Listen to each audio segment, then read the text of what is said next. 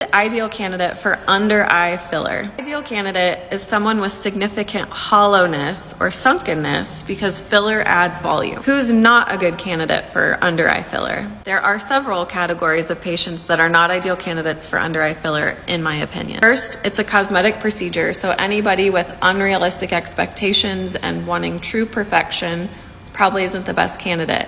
I'm not perfect. Their tissue's not perfect. I never promised perfection. Second is anatomic. The patient has significant pseudoherniation of the orbital fat pads. They're not likely the best candidate for filler. Let me explain. So as we age, two things happen. The cheeks start to fall and become more sunken in. That's what we've already talked about. And also the septum that holds the fat back under your eye tends to get weaker and kind of pooch forward.